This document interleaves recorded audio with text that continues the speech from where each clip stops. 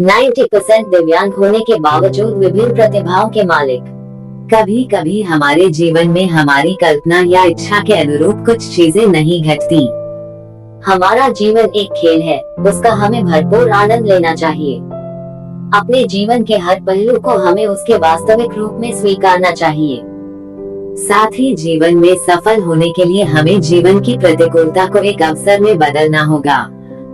ये प्रेरक विचार है सिलीगुड़ी, पश्चिम बंगाल के रहने वाले डॉक्टर साई कौस्तुभ दासगुप्ता के, जो कि शारीरिक रूप से 90% दिव्यांग होते हुए भी अपनी अनोखी प्रतिभाओं के चलते आज विश्व विख्यात हो गए हैं। व्हीलचेयर पर ही पूरी तरह आश्रित होने के बावजूद कौस्तुभ आज एक जाने माने अंतर्राष्ट्रीय ग्राफिक डिजाइनर हैं, एक गायक है, एक अच्छे संगीतकार है, एक लेखक है और साथ ही एक मोटिवेशनल स्पीकर भी। कौस्तुभ बचपन से ही ब्रिटल बोन बीमारी से ग्रस्त थे, जिससे इनकी हड्डियां बहुत नाजुक थी और जिसके कारण इनके शरीर में अनगिनत फ्रैक्चर भी हो गए थे।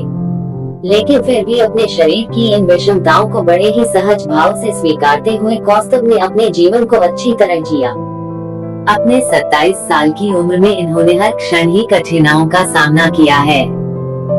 हालांकि इनका अधिकतर जीवन काल एक ही कमरे में सिमट कर रह गया था, लेकिन पिछले करीब 6 से 7 साल से, जब से ये व्हीलचेयर पर बैठने लायक हुए हैं, तब से इन्होंने एक अभूतपूर्व शक्ति, साहस और रोमांच का अनुभव किया है। एक नई ऊर्जा से ओतप्रोत होकर अपने जीवन को एक बेहतर तरीके से समझना शुरू किया। इनका बायां हाथ ही आंशिक रूप से थोड़ा बहुत सक्रिय है और उसी के बल पर ये बहुत सी गतिविधियां कर पाते हैं।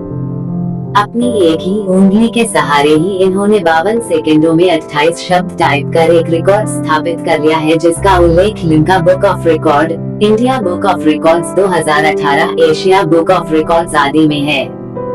शरीर की ऐसी गंभीर अवस्था में ऐसी उपलब्धि पाने वाले ये पहले व्यक्ति हैं। इसके साथ साथ कौस्तुभ वर्ल्ड डिसेबल लीडरशिप के सम्मेलन में भारत का प्रतिनिधित्व भी कर चुके हैं। अपनी इस सफलता का श्रेय ये अपने परिवार को देते हैं, जिनके प्रोत्साहन ने ही सदा इनके आत्मबल को बढ़ाया। जीवन को सफल बनाने के लिए कौस्तुभ लोगों को सदा मुस्कुराते हुए जीवन के प्रति सकारात्मक दृष्टिकोण रखने की सलाह देते हैं।